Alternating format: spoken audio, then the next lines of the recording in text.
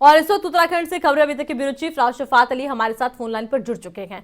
Rao Shafat, BJP को एक शानदार जीत मिली है, इतिहास एक नया रचा गया है उत्तराखंड में, क्योंकि पहले ऐसे कभी हुआ न कि कोई सरकार रिपीट करे। हर बार ये देखा जाता था, एक बार बीजेपी एक बार कांग्रेस, लेकिन अब राव शफात, ये कह सकते हैं कि बीजेपी में अब मुख्यमंत्री पद को लेकर मंथन का दौर देखा जा रहा है। बिल्कुल टूटा है, आपने सही कहा कि यहाँ बीजेपी कांग्रेस इसी तरह से सत्ता में रही है और कोई भी पार्टी दोबारा सत्ता में वापस नहीं आई है। लेकिन इस बार ये मिथ टूट चुका है। अब भाजपा एक बार फिर से सत्ता में और प्रचंड बहुमत के साथ है। हालांकि सीटें जरूर कम हुई है, पिछले 2017 में 57 सीट थी, लेकिन इस बार 47 सीट से जीत कर गए। लेकिन पूर्ण बहुमत की सरकार भाजपा यहाँ बनाने जा रही है। एक झटका जरूर लगा है। जो बड़े दिग्गज है, कहें कि मुख्यमंत्री जो है पुष्कर सिंह धामी, वो अपना चुनाव हार गए हैं खटीमा से, लेकिन उन्हीं के भरोसे अगर देखा जाए तो पार्टी चुनावी मैदान में थी। उत्तराखंड में लोगों ने पुष्कर सिंह धामी को पसंद किया था, युवा नेता थे, उनके कामकाज को पसंद किया था। अब क्योंकि 47 विधायक आ चुके हैं, पूर्ण बहुमत की सरकार बनाने की तरफ अग्रसर है पार्टी। अब सबसे बड़ी कवायद है कि मुख्यमंत्री कौन होगा। तो 4-5 नाम बिल्कुल इस फहरिस्त में है, जो भागदौड़ में है सीएम पद के चेहरे में, जिनकी चर्चा है। सबसे पहले नाम की तो बात ही करते हैं, तो पुष्कर सिंह धामी का नाम ही लिया जा रहा है कि दोबारा से पार्टी उनको जिम्मेदारी दे सकती है।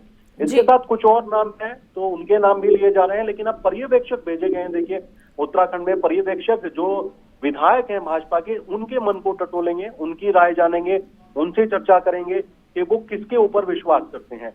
तो धर्मेंद्र प्रधान यहाँ पर मौजूद रहने वाले हैं। इसके साथ ही जो केंद्रीय मंत्री हैं पीयूष गोयल, वो मौजूद रहने वाले हैं। और पहले से ही प्रहलाद जोशी यहाँ पर मौजूद है, कैलाश विजयवर्गीय मौजूद है। तो अब ये मंथन चलेगा कि कौन मुख्यमंत्री बनाए जाएंगे। बिल्कुल, चलिए आप हमारे साथ बने रहिएगा। और आपको बता दें कि मुख्यमंत्री पद को लेकर फिलहाल मंथन बीजेपी में हो रहा है और प्रचंड जीत बीजेपी को मिली है। बीजेपी को मिली है 47 सीटें। और इस वक्त हमारे साथ गेस्ट हैं, हमारे साथ जो जुड़े हैं, इनका नाम आपको बता देते हैं। तो ये हमारे साथ हैं नवीन जोशी, जो कि प्रदेश महामंत्री हैं कांग्रेस, और विनय गोयल हैं बीजेपी प्रवक्ता। स्वागत है सर आपका।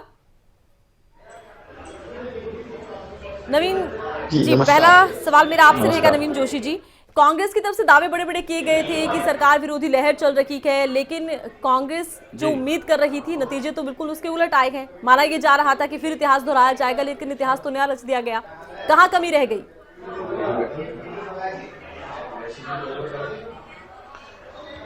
देखिए, जो जनता ने मैंडेट दिया है हम उसका स्वागत करते हैं और मैं बधाई देता हूं भारतीय जनता पार्टी को कि राज्य की जनता ने उनको मैंडेट दिया और सरकार चलाने का मौका उनको दिया है। लेकिन पिछले 5 साल के अंदर राज्य के अंदर अगर हम बात करें, राज्य के अंदर विकास नाम की कोई चीज नहीं हुई है। जैसे कि कोरोना के समय में आप देखिए, हॉस्पिटल में जगह नहीं थी, बेड नहीं थे, ऑक्सीजन नहीं था, वेंटिलेटर्स नहीं थे। और इन्होंने जो अपने घोषणा पत्र में जो वादे किए थे कि हम 2 करोड़ बेरोजगारों को रोजगार देंगे, काला धन लेके आएंगे, यहाँ से महंगाई मिटाएंगे, किसानों की आय लेकर आप जनता के बीच भी गए थे, लेकिन उन मुद्दों को इतना फायदा मिला नहीं। नवीन जोशी जी, नवीन जोशी जी, ये तमाम मुद्दे लेकर तो आपकी पार्टी गई थी जनता के बीच, लेकिन फायदा मिला नहीं। हम जनता के बीच में गए थे और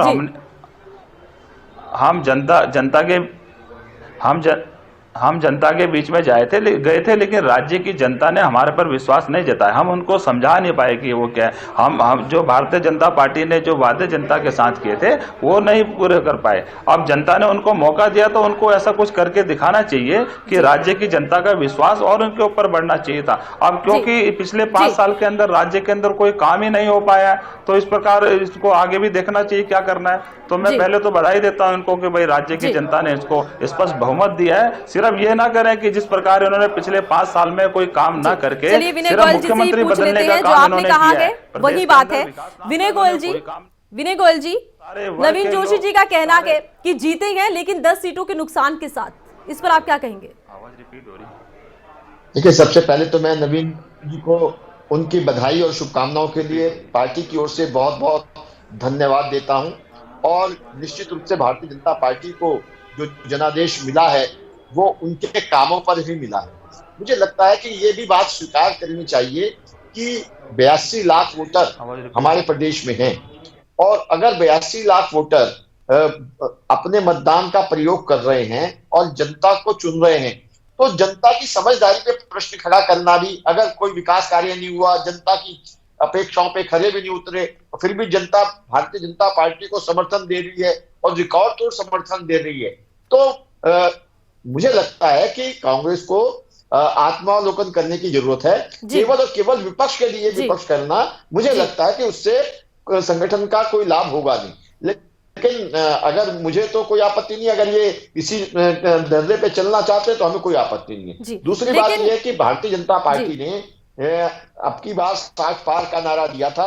हमने लक्ष्य अब की बार 60 पार का रखा था और हमने पहले दिन से कहा था कि हम इस बार जो मिथक चलते हैं यहाँ पर, वो सारे मिथक तोड़ने का काम करेंगे। अधिकांश मिथक इस बार टूट गए हैं जी, एक आध जो बच गए हैं, आगे आने वाले समय में उनको भी तोड़ने का प्रयास। नवीन जोशी जी, विनय गोयल जी कह रहे हैं कि कांग्रेस को आत्ममंथन करने की जरूरत है, और एक सवाल ये भी है कि क्या हरीश रावत को प्रोजेक्ट करने में देर लगा दी, कांग्रेस की तरफ से क्या देरी कर दी गई? पहले वो पंजाब में उलझे रखे और उसके बाद जब आए तब भी सीधे तौर पर ये नहीं कहा गया कि उनको उम्मीदवार बना रखेंगे मुख्यमंत्री का, सिर्फ कहा गया कि नेतृत्व में ही किया जा रहा है। क्या कहेंगे आप विनय जोशी जी?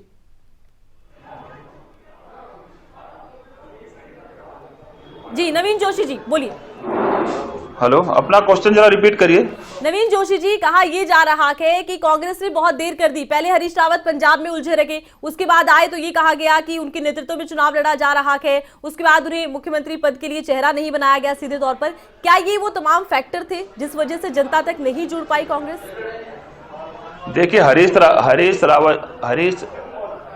देखिए हरीश रावत जी हमारे कैंपेन कमेटी के चेयरमैन थे और क्या कहते हैं, कोई देरी नहीं करी है। राज्य के अंदर पिछले 5 साल भारतीय जनता पार्टी की जो नाकामियां हैं उनको लेकर जनता के बीच में गए।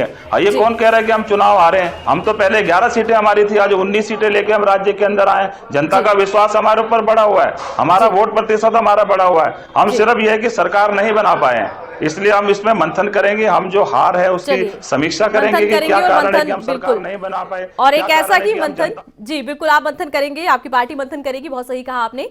अब विनय गोयल जी, मंथन की बारी तो अब आ गई है बीजेपी की। मुख्यमंत्री कौन होगा, कौन से चेहरे जिनको मान सकते हैं हम की रेस में शामिल हैं? नहीं, देखिए, भारतीय जनता पार्टी में मुख्यमंत्री का चेहरा कभी भी कोई समस्या नहीं रहा।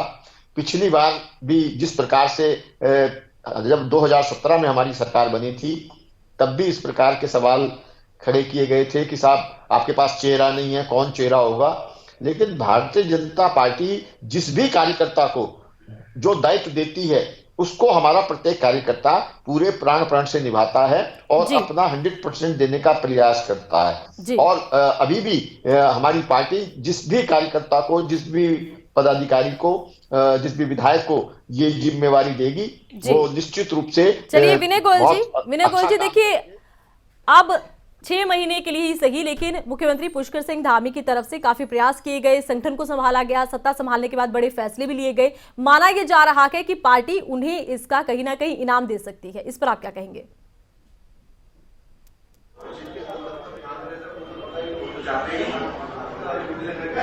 जिस प्रकार से धामी जी ने और आखिरी में जिसे कहते हैं कि वो रन आउट जैसा हो गए, तो मुझे लगता है कि पार्टी के संज्ञान में सारे विषय हैं। पार्टी सारे विषयों पर विचार करने के बाद निर्णय है। मुझे लगता है कि आने वाले समय में भारतीय जनता पार्टी निश्चित रूप से जो उनके द्वारा संगठन और सरकार के लिए उत्कृष्ट कार्य किए गए हैं उसको ध्यान में रखते हुए कोई ना कोई अच्छा निर्णय लेगी। जी, तो ये आप मान सकते हैं कि पार्टी की तरफ से हो सकता है कि मुख्यमंत्री पुष्कर सिंह धामी को लेकर भी विचार हो सकता है। सारे ऑप्शंस खुले हुए हैं पार्टी के पास, सभी विषयों पर विचार करके और जो राज्य के हित में जो सबसे अच्छा होगा वो निर्णय पार्टी लेगी। जी चलिए नवीन जोशी जी, लगातार बीजेपी की तरफ से आरोप ये लगाए जाते रहे हैं कांग्रेस पर कि आपके यहाँ पर अंतर्कलह है। अब मुख्यमंत्री पद को लेकर कौन होगा चेहरा, क्या आप मानते हैं कि कैसा कोई अंतर्कलह आप बीजेपी में देखते हैं?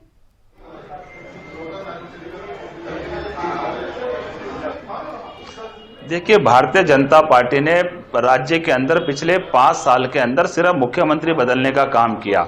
ये सिर्फ ये कहते थे मोदी और धामी वाली इन्होंने बात करी। इनके पास राज्य के अंदर कोई ऐसा सशक्त नेता नहीं था जिसके नाम पे चुनाव लड़ा जा सके। जिसके नाम पे चुनाव लड़े उसको जनता ने, कैप्टन को जनता ने नकार दिया है, उनको हरा दिया है। ये दोबारा से जबरदस्ती उनको मुख्यमंत्री बनाना चाह रहे हैं। राज्य की जनता ने तो उनको नकार दिया है। ये बात दूसरी है कि अभी हम बहुमत में नहीं आए, लेकिन इनको ऐसा कोई बहुत काम बड़ी करना बात चाहिए कि नवीन जोशी राज्य जी, की बड़ी बात जनता आपने कह दी है। विनय गोयल जी, सुना आपने, नवीन जोशी कह रहे हैं कि आप लोगों के पास कोई चेहरा ही ऐसा नहीं था जिसे आप मुख्यमंत्री के तौर पर प्रोजेक्ट कर सके, क्या कहेंगे? नहीं, लोगों को उत्तराखंड में बहुत सारे लोगों को अपने बारे में बहुत बड़ी गलतफहमियां हैं, वो प्रदेश की जनता ने दूर कर दी है। जिनको लगता था कि वो सबकी चाहत है, वो किसकी चाहत निकले और क्या क्या हाल हुआ उनका। और पूरा पूरा जब से चुनाव डिक्लेयर हुए थे उससे पहले से लगातार ये अभियान चलता रहा कि साहब मुख्यमंत्री का प्रत्याशी घोषित करो, मुख्यमंत्री का प्रत्याशी घोषित करो। और सारे सर्वे दिखा रहे थे, कहां गए वो सर्वे जो 40% दिखा रहे थे हरीश रावत जी को। तो मुझे लगता है कि वास्तविकता के धरातल पर आकर बात करने की आवश्यकता है, समझने की आवश्यकता है किसको जनता ने पसंद किया है, किसको नकारा है, ये सबके सामने है। और मुझे लगता है कि भारतीय जनता पार्टी के साथ जिस प्रकार से पूरे देश की और प्रदेश की जनता खड़ी हुई है, उसका भारतीय जनता पार्टी का एक एक कार्यकर्ता आभारी है और उसका एक एक ऋण चुकाने के लिए भारतीय जनता पार्टी का एक एक कार्यकर्ता तैयार है। चलिए, बहुत बहुत शुक्रिया विनय गोयल जी, आप जुड़े, और नवीन जोशी जी आपका भी बहुत बहुत शुक्रिया।